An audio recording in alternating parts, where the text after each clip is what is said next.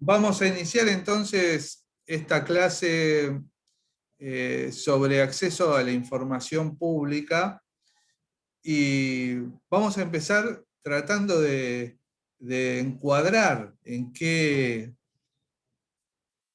postura filosófica, si se quiere, se inscribe esta materia. El acceso a la información pública se inscribe en una modalidad de gobierno a la que se denomina gobierno abierto.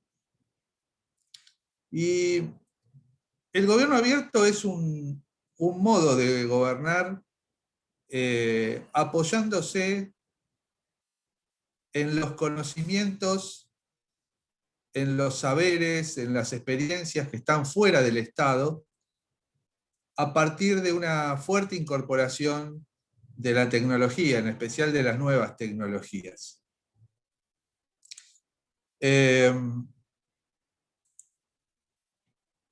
Vamos a ver entonces que el gobierno abierto se compone de tres elementos fundamentales.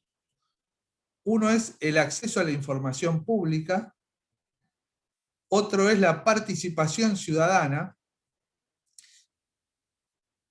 y el otro es la co-creación de políticas públicas o colaboración. La participación ciudadana es algo que nosotros creo que conocemos bien, es peticionar a la autoridad, es participar de una audiencia pública, por ejemplo, es a empresas, a sociedades, asociaciones civiles, a organizaciones de la sociedad civil, y trata de dar solución, por lo general, a temas que no tenía previsto, incorporando esos conocimientos que vienen de fuera del Estado. ¿Por qué? Porque la idea es que el conocimiento cada vez crece más, cada vez se ensancha más y cada vez se reproduce o se produce con mayor rapidez. Y eso hace que el Estado, de alguna manera, entienda que solo no puede y que tiene que abrirse a otras opciones, y a partir de ahí es que trata de conjugar esta iniciativa que surge desde el Estado, pero que se aúna a los conocimientos, a las experiencias que aporta la sociedad civil. Y entonces ya no se va a tratar solamente de participación, sino que va a haber un papel decisivo, un rol decisivo en la implementación o en la creación de nuevas políticas públicas para resolver problemáticas que quizá el Estado ni siquiera las tenía registradas. Sobre esto hay alguna experiencia en la ciudad de Buenos Aires y en algunos lugares del mundo. Obviamente es algo muy inicial, no aplica a todo, pero es algo que no tengo dudas que se va a ir profundizando. Ahora bien, ¿cómo juega el acceso a la información pública acá? La ciudadanía tiene conocimientos. Si una ciudadanía está bien educada, tuvo acceso a la educación, evidentemente va a saber qué hacer con esa información, pero necesita la información también. La información que está en el poder del Estado, o que sin estar en el poder del Estado tiene características que la hacen de interés público. La Corte Suprema, en uno de sus fallos, ha dicho, reiterando lo que ha sostenido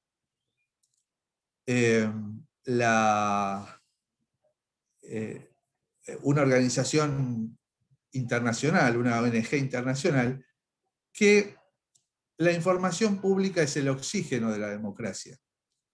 Y yo siempre digo en estas clases que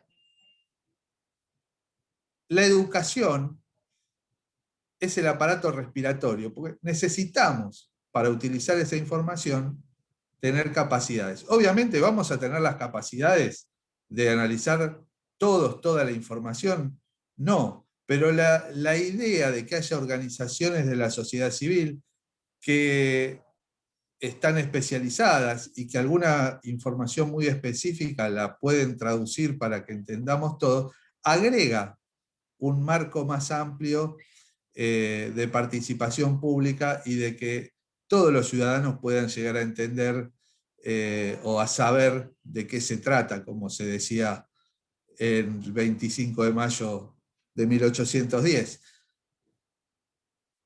Entonces, bueno, ese es el rol que juega el acceso a la información pública eh, en esta democracia republicana del futuro, digamos, que ya se está construyendo en algunos lugares con más éxito que en otros, pero la realidad es que es algo inevitable, y es algo inevitable fundamentalmente por el cambio tecnológico. La democratización del conocimiento hubiese sido imposible y nadie la hubiera reclamado antes de que existiera la imprenta. Pero la realidad es que a partir de que existe ese instrumento, que los libros no se hacen más a mano y que no quedan en poder de grupos muy concentrados que tenían el patrimonio del conocimiento, bueno, pasa a ser un derecho porque pasa a ser exigido y no queda más remedio que reconocerlo. Bueno, ahora pasa algo igual, porque hace 30 años, si ustedes querían pedir información de todos los gastos de una determinada dependencia, y no se los iban a dar. Y si se los daban, a lo mejor iban a estar meses o años tratando de buscar eso. Hoy es cuestión de entrar a una computadora y está en un Excel. Entonces lo que puede ocurrir ahora es que alguien trate de obstruir el acceso a ese derecho, pero ya es difícil no considerarlo un derecho.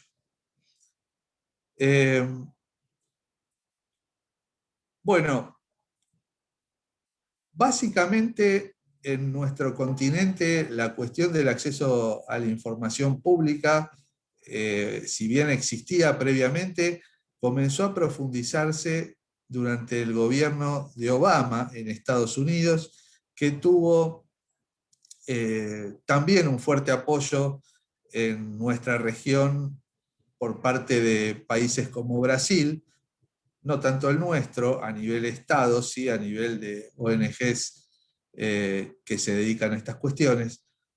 De tal modo que en Argentina, si bien se dicta un decreto durante el gobierno de Néstor Kirchner, que, bueno, como todo decreto que regula la actividad que hace el propio Poder Ejecutivo que dicta el decreto, es algo bastante débil, ¿no?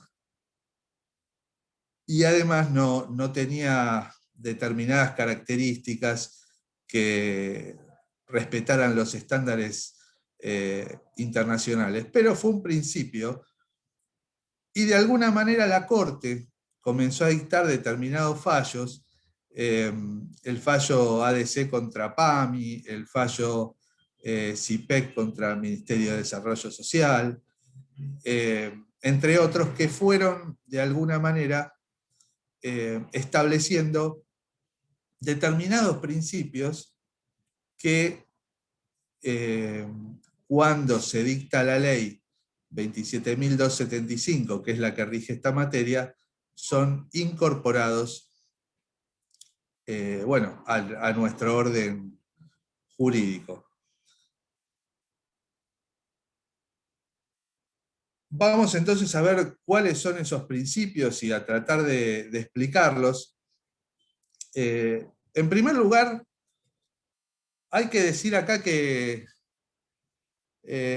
la información no pertenece al Estado, no pertenece a otros sujetos obligados, así lo llama la ley, a quienes están obligados a dar información, que posean información pública, sino que pertenece a los ciudadanos.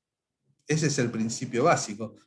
Por eso tenemos derecho a acceder a ella, en cualquier circunstancia, pero obviamente hay excepciones. Y eso es justamente algo que la ley se ocupa de regular, tratando también que esas excepciones no sean utilizadas de manera abusiva y que terminen conculcando el derecho de acceso a la información. Entonces, como la información es pública, debe ser brindada a los ciudadanos para que tomen decisiones informadas, para que puedan controlar al poder, para que controlen situaciones de corrupción, situaciones de negligencia. El principio es que la presunción de publicidad.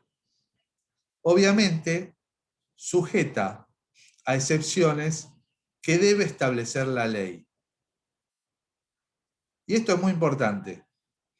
¿Por qué la ley? Porque, por lo general, el sector público que va a tener mayor demanda de información pública, después vamos a ver que no es el único, va a ser justamente el Poder Ejecutivo.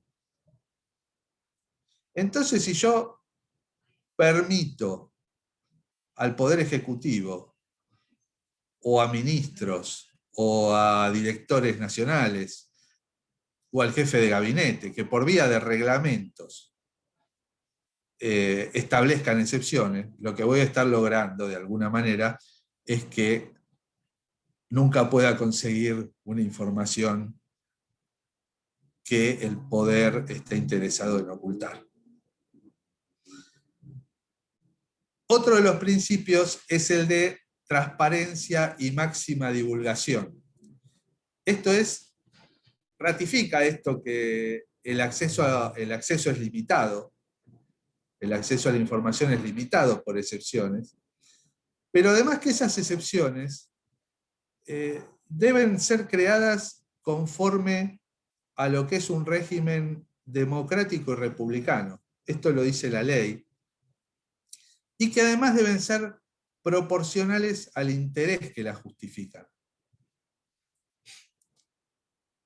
Es decir, no se puede crear una excepción que abusivamente y sin ningún sentido, aunque esté por ley, la autoridad judicial debiera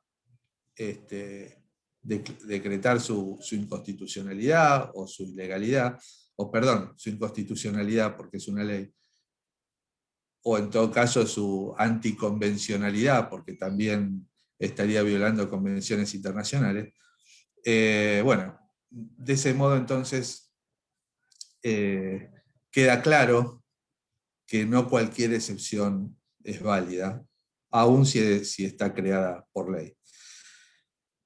Otro principio es el informalismo. Y esto es importante porque implica que no se puede denegar información por el mero incumplimiento de un deber formal.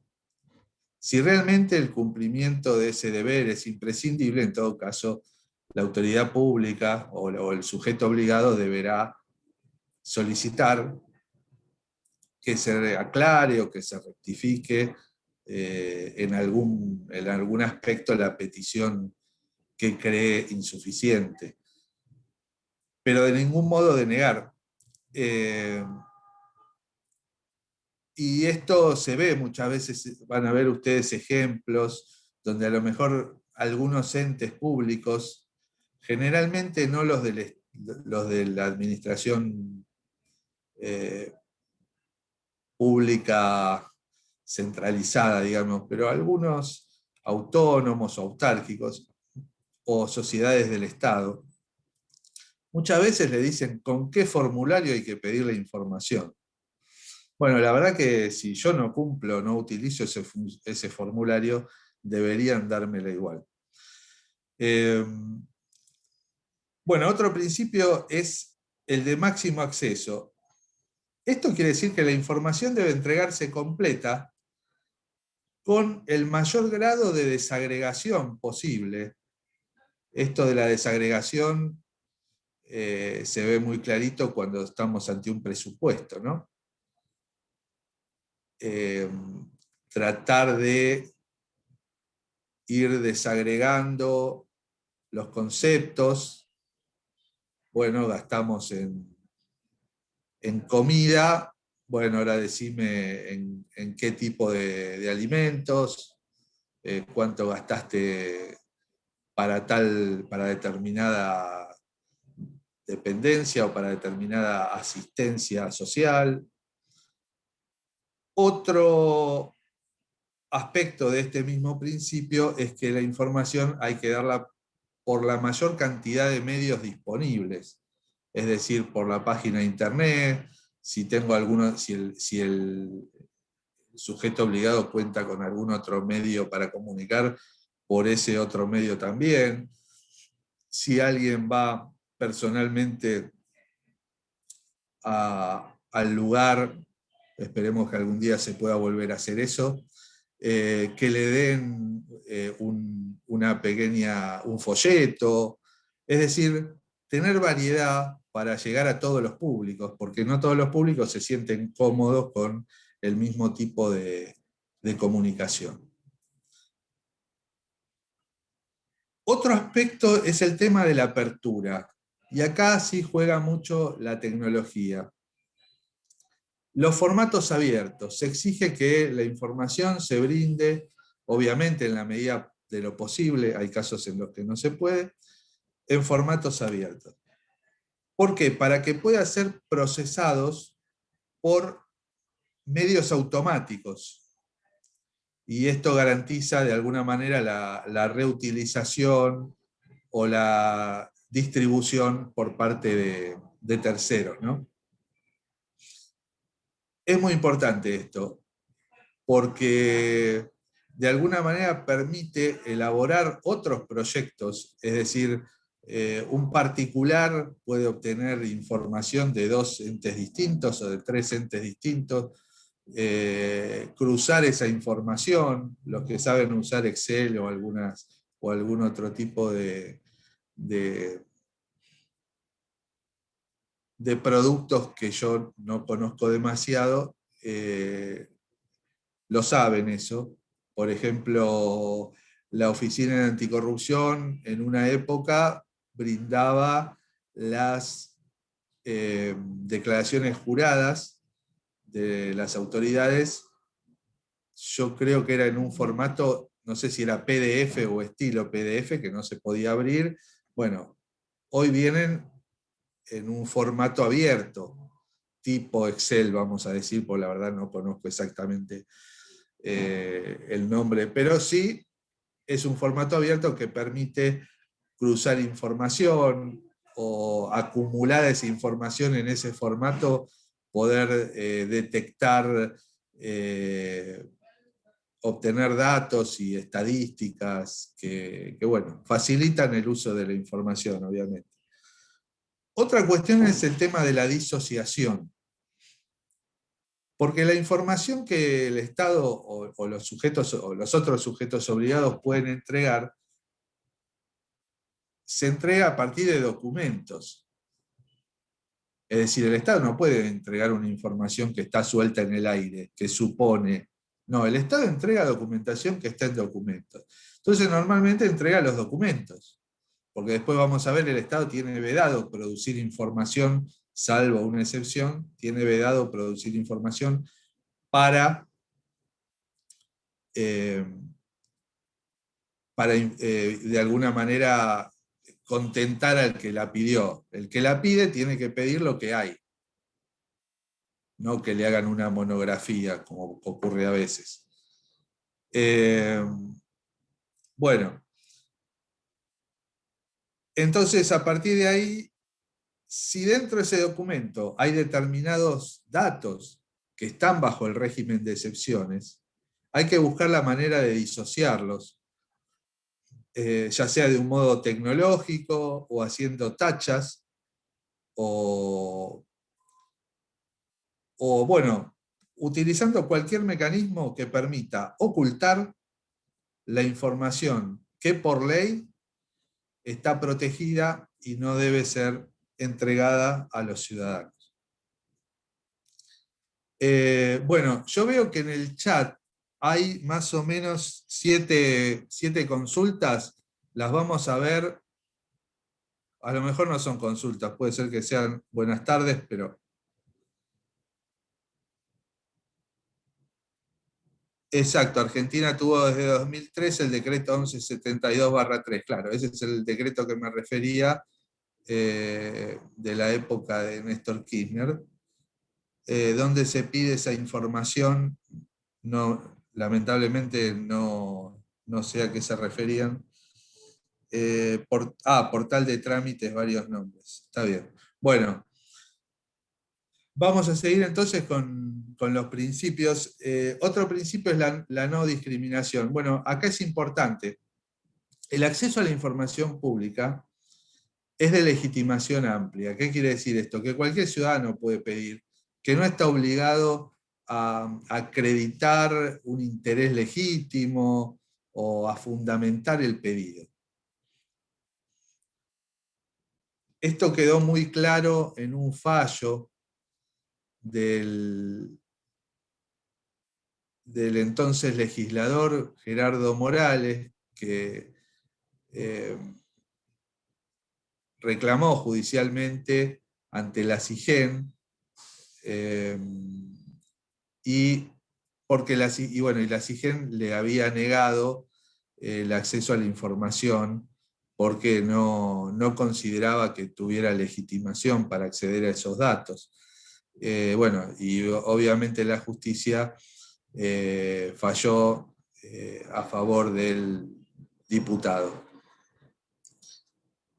Pero bueno, y por eso decimos, sería discriminatorio que a alguien se le dé una información que no se le da a otro. ¿Y por qué? Y bueno, sencillamente porque al no exigirse fundamentación alguna, todos tienen exactamente la misma legitimación para acceder a una misma información.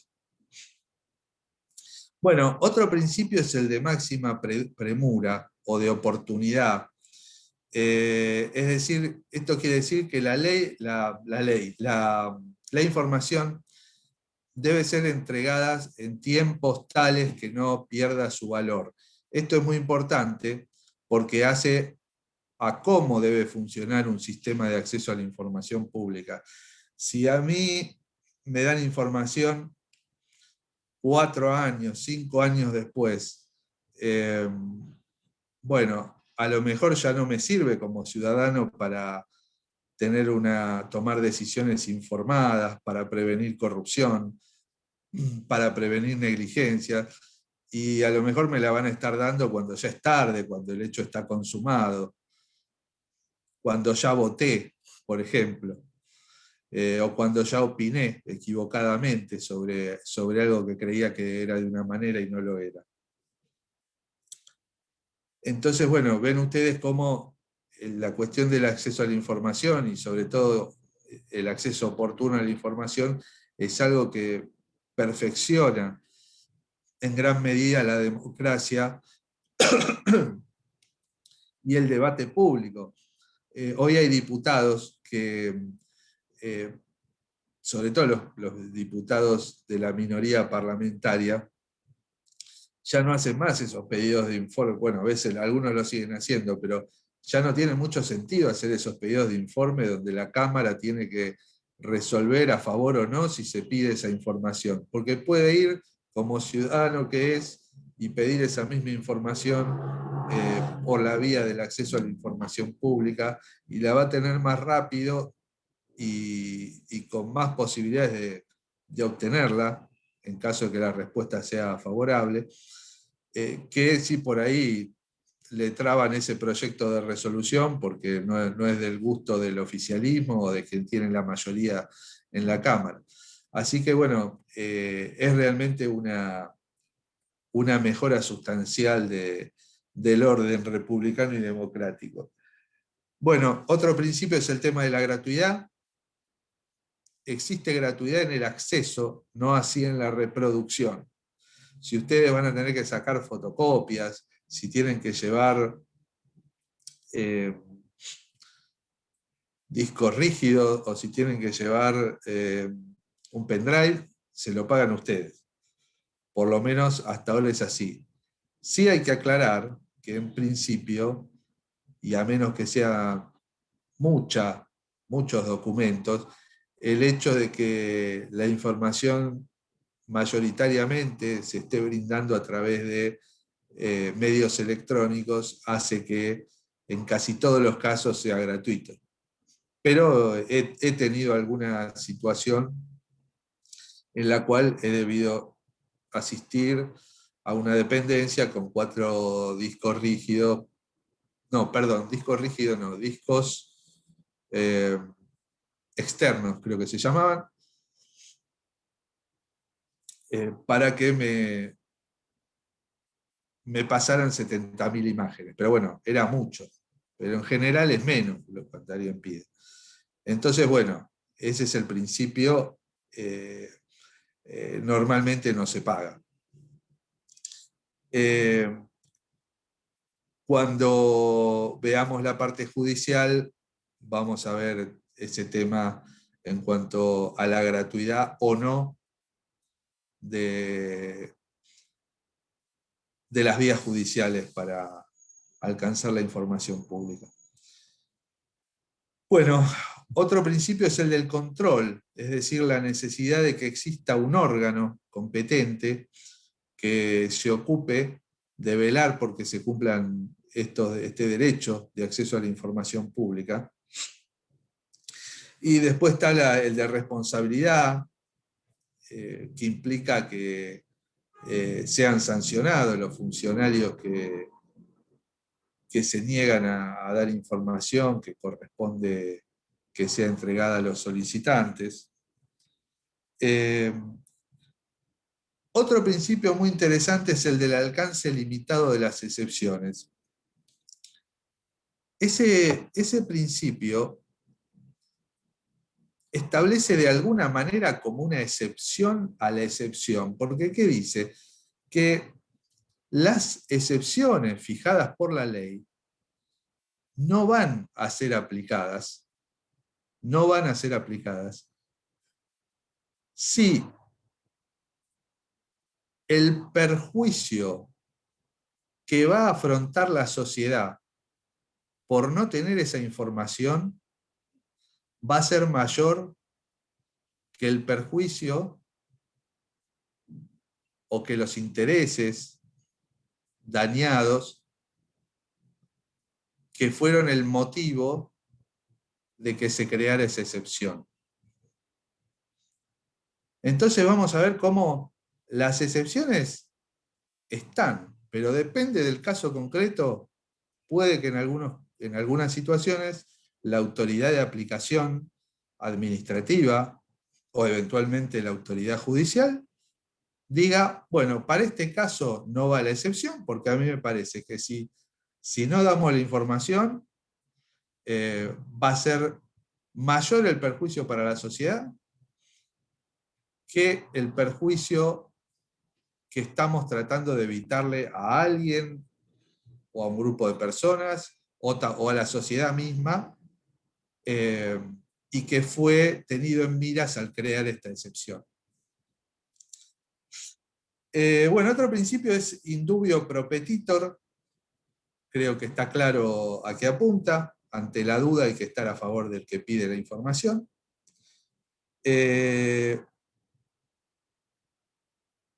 Y está también el principio de buena fe, es decir, sobre todo eso está ligado a la actuación de los funcionarios, ¿no? Porque la idea es que el funcionario que brinde información pública no debe tirarle por la cabeza la información a las personas y sentirse molesto por el pedido de información, sino que por el contrario debe tratar de asistir de obrar en el espíritu de la ley, no solamente en la fría norma de acceso a la información pública. Bueno, aclarado esto, vamos a pasar a la cuestión de los sujetos obligados. ¿Quiénes son los que están obligados a brindar información pública? Si ustedes tienen a mano la ley 27.275, van a ver en el artículo 7 una cantidad de sujetos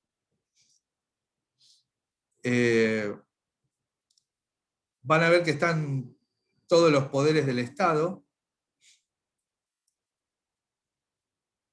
y van a ver que también van a estar obligados a informar concesionarios, permisionarios, todo aquel que explote algún tipo de servicio de carácter público.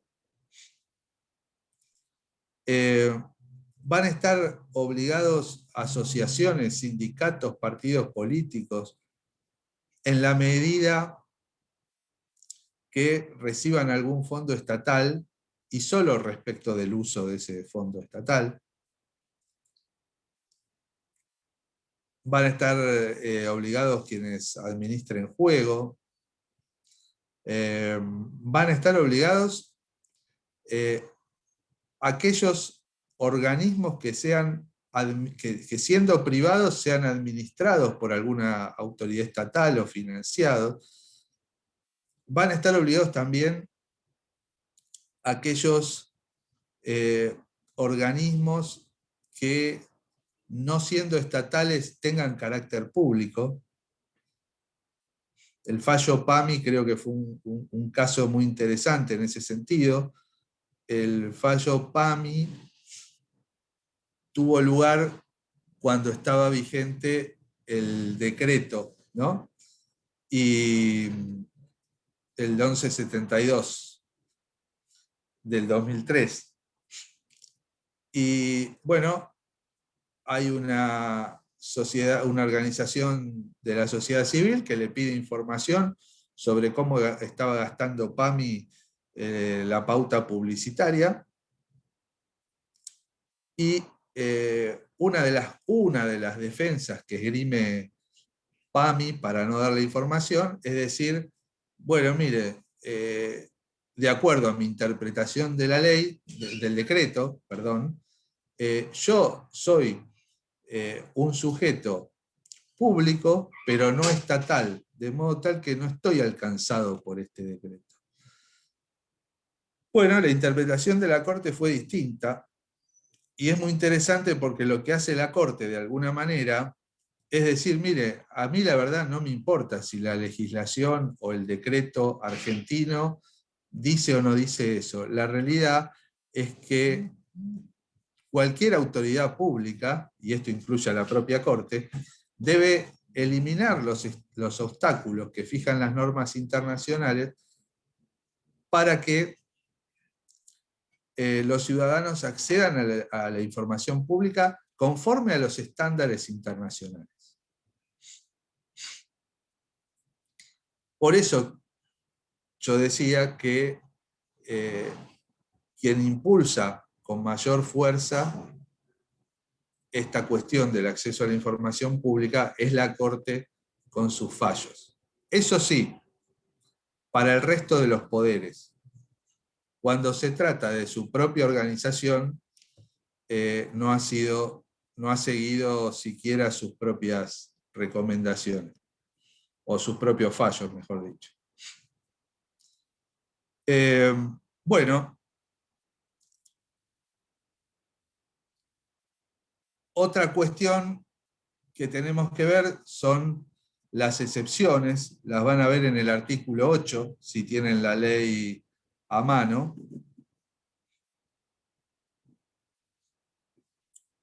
A ver, acá están entrando más mensajes. Sí, me pone no solamente ciudadanos, sino también personas jurídicas, es correcto.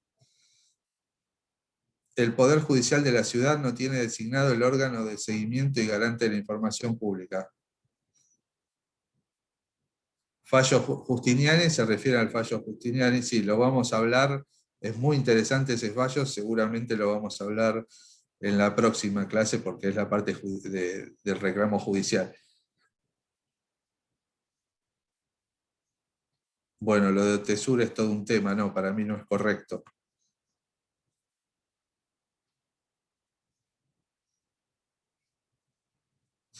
Eh, bueno, las excepciones.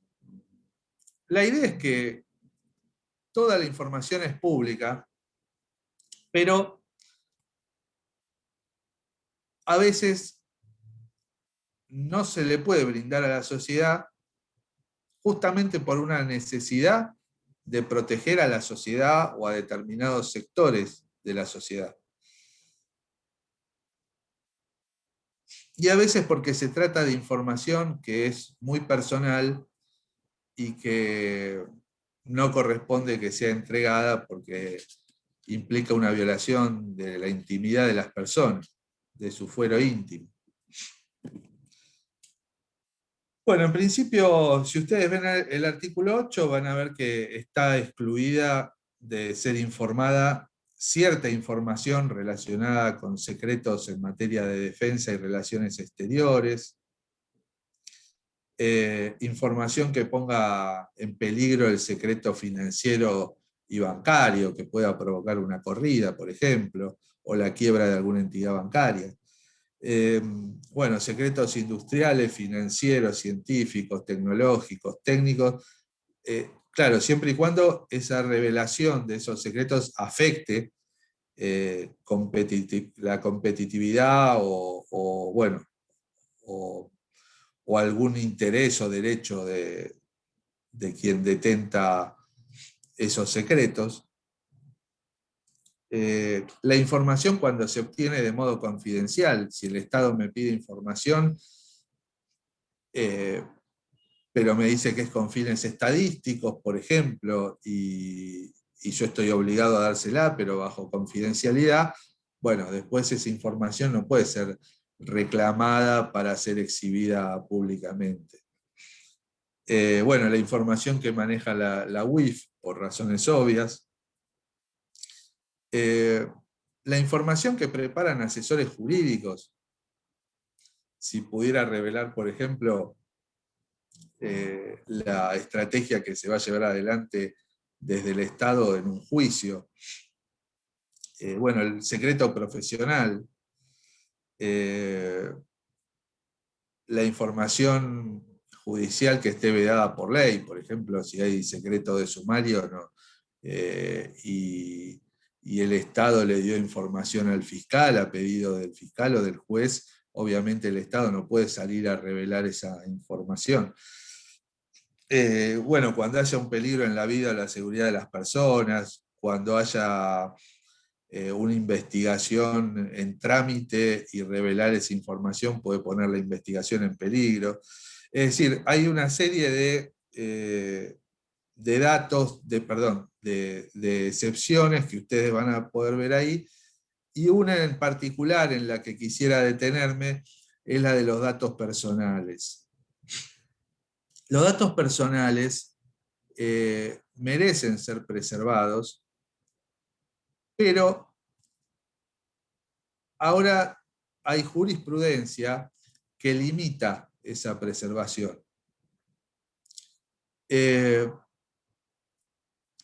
Cuando se trata de datos personales que están de alguna manera involucrados en información que hace al desempeño de la gestión pública, el fallo Garrido de la Corte ya ha dicho que esto no puede considerarse una excepción. En ese fallo, por ejemplo, se pedía información sobre el sumario abierto a un funcionario al que se lo acusaban de contrabando y que trabajaba en la aduana y que tras ese logro lo habían incorporado a la FIP, lo habían cambiado de lugar de trabajo. Bueno, y obviamente, ¿son datos personales? Sí, por supuesto, pero está en juego el patrimonio público, saber quién nos gobierna, cómo nos gobierna, si se toman recaudos para que los funcionarios que, que incumplen las normas y que se quedan con el dinero público dejen de hacerlo y sean debidamente sancionados. Entonces, eh, ahí van a ver qué cede. Ahora, hay aspectos en que no debe ceder nunca esto. ¿Y qué es lo que la ley de datos personales denomina datos sensibles? Eh, bueno, los datos sensibles son muy específicos y son aquellos que, a partir de los cuales se puede establecer cuestiones como la condición sexual, como la pertenencia política o gremial, como la cuestión religiosa, racial. Ese tipo de cuestiones que realmente están en la esfera íntima de las personas y que no hay motivo, cuestiones de salud también. Por eso ahí se presentó un conflicto cuando surgió el tema de la vacunación y decían, sí, pero es de funcionarios públicos.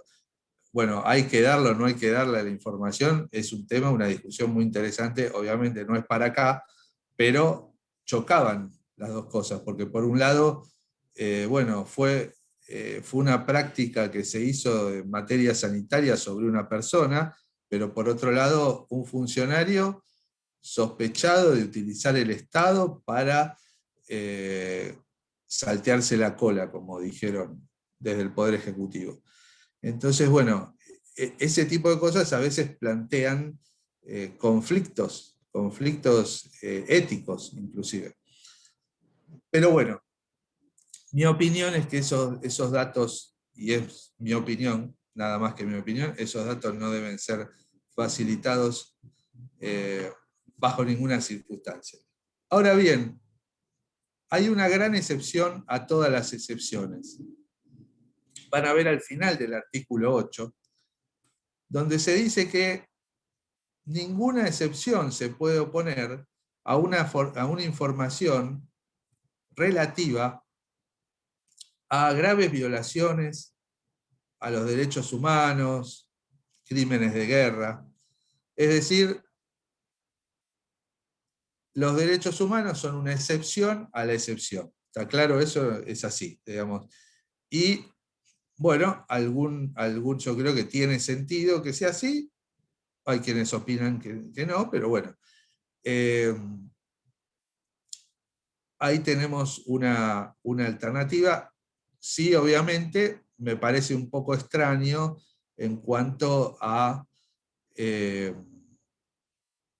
qué pasaría con cuestiones como, por ejemplo, eh, los datos sensibles, ¿no?, de las personas. ¿Eso debería ceder también ante una cuestión de derechos humanos? Bueno, es para analizar. Bueno, lo que vamos a ver ahora, tenemos 15 minutos aproximadamente, un poco menos, esperemos que entre, es el procedimiento administrativo en concreto para acceder a la información pública. Cuando ustedes piden información, van a tener que hacerlo de forma clara. Eh, determinen bien la información, abunden, si se quiere, en datos para delimitarla, aunque sean sobreabundantes, precísenla bien. Traten de evitar interpretaciones ambiguas, porque si de su pedido, del pedido que ustedes hagan, puede haber una interpretación ambigua, tienen muchas posibilidades de que les den la información que ustedes no quieren y se guarden la que ustedes querían. Como requisitos formales en el pedido de acceso a la información van a tener que poner la identidad del solicitante.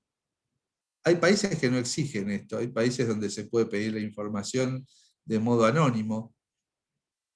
Me parece muy razonable esa medida, lamentablemente no se implementó acá, pero así como se pueden hacer denuncias en la Oficina Anticorrupción de manera anónima, porque se trata de proteger el hecho de que en muchos casos es un empleado de la administración pública el que hace la denuncia y que a lo mejor está denunciando a su jefe. Bueno, también hay gente de la administración pública que quiere obtener información o que no siendo de la administración pública puede estar siendo presionada de alguna manera y no quiere revelar su identidad. Y bueno, sería una alternativa para discutir. Ojalá algún día se modifique la ley en ese sentido. Por ahora no existe. Otra cuestión es que, bueno, como les decía, hay que identificar claramente la información, eso es un requisito legal. Y la otra es poner un dato de contacto, es decir, un mail, una manera en que a usted le pueda llegar la respuesta, porque si no, obviamente no se la van a mandar nunca. Requisito importante, que les entreguen la constancia de trámite cuando ustedes piden la información. A partir de que ustedes pidieron la información ante el sujeto obligado, el sujeto obligado va a tener 15 días hábiles para dar una respuesta.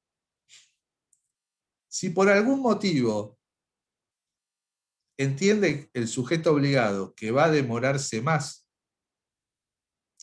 va a tener que, antes de que termine el plazo de los 15 días, informarles de modo fundado, es fundamental eso, que se va a tomar 15 días más una prórroga para responderles. Bueno, ¿qué pasa si les deniegan la información? Bueno, en primer lugar, la denegatoria debe ser fundada, no se puede denegar porque sí, y esto obviamente se deduce de todo lo que estuvimos viendo hasta ahora, de los principios. Si yo tengo que, es decir, estoy obligado como sujeto obligado a justificar por qué motivo me estoy amparando en un principio. Vamos a ver, ese tema se discutió de modo muy interesante en el fallo Giustiniani contra YPF, también conocido como Chevron, pero eso lo vamos a ver la próxima clase. Bueno, entonces, la denegatoria, además de ser fundada, tiene otro requisito, que es que debe ser firmada por la máxima autoridad del ente. Ahora, la reglamentación bajó ese requisito y permitió que la información, o mejor dicho, la denegatoria pueda ser firmada por directores nacionales hacia arriba. Ahora, ¿qué pasa ante una denegatoria no fundada? ¿Cuál es el peligro para el Estado de que la denegatoria no esté fundada? Y que se declara nula. Y que si se declara nula, automáticamente el Estado quedaría obligado a responder, aun cuando materialmente esté bajo una situación de excepción. Así que bueno, quienes contestan este tipo de cosas deberían ser muy cuidadosos a la hora de recordar que deben fundamentar. Bueno, obviamente si nos responden lo que queremos, está todo bien. También hay una posibilidad de que nos respondan de modo ambiguo, de que nos respondan de modo parcial. Y en esos casos, o si directamente no nos responden, o nos dicen que no nos van a responder, tenemos una opción dos opciones en realidad. Una es directamente la vía judicial, que lo vamos a ver en la clase que viene, y otra es el reclamo del artículo 15 de la ley, que se puede interponer dentro de los 40 días hábiles de vencido el plazo para dar respuesta a la petición de información pública. Se puede interponer ante el mismo sujeto obligado o ante la autoridad de aplicación, si fuera el Estado Nacional o los distintos entes, se tendría que estar imponiendo ante la Agencia de Acceso a la Información Pública. Y hay que interponerlo por escrito, tiene que tener los datos del solicitante, tiene que decir quién es el sujeto obligado, la fecha de presentación de la petición original, y también la solicitud de información que hicimos para que se sepa cuál es el contenido, qué es lo que se reclama, y si la hubo, la respuesta parcial o ambigua o denegatoria. Bueno, estamos llegando al final y estamos llegando, por suerte, a la última parte. Creo que llegamos bien.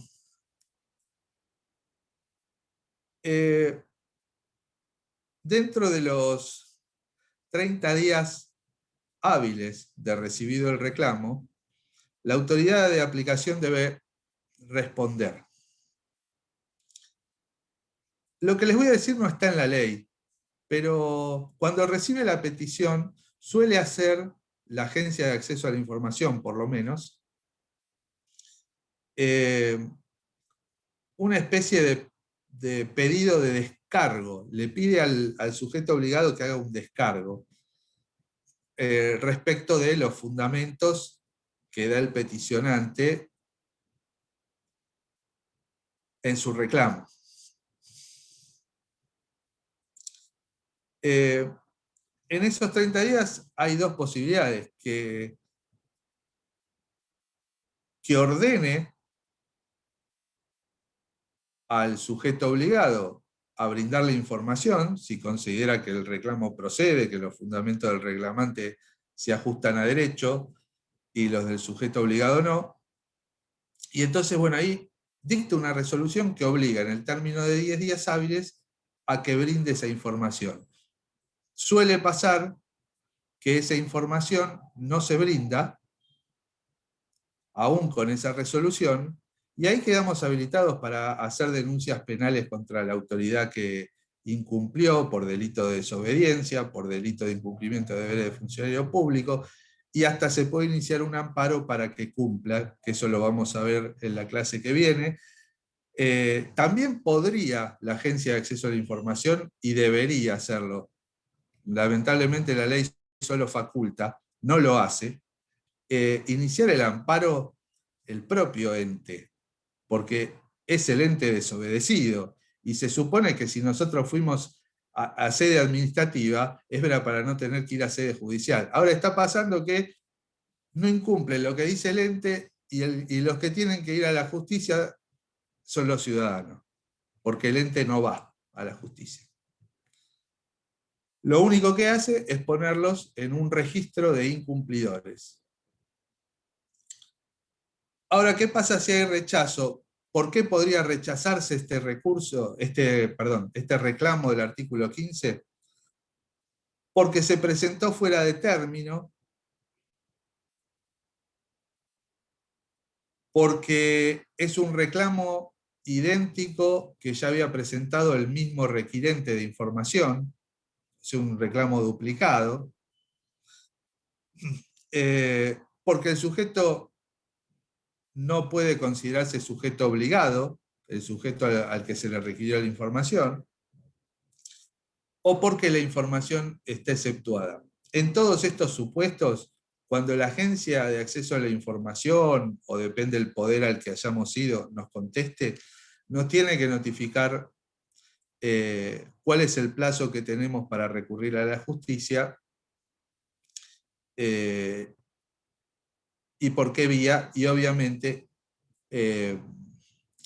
Eso es algo que vamos a ver en la próxima clase, y hemos llegado un poco apurándonos con 2 minutos antes de terminar a completar lo que teníamos que ver para hoy, salvo algo que vamos a incorporar en la clase próxima, que es muy interesante, que es cómo está constituido, cómo se constituyen los órganos, las autoridades de aplicación, eh, y el tema de la transparencia activa, que bueno, va a haber tiempo para dar eso la próxima clase junto con el aspecto del reclamo judicial, así que los espero, creo que es el día 15, si mal no recuerdo.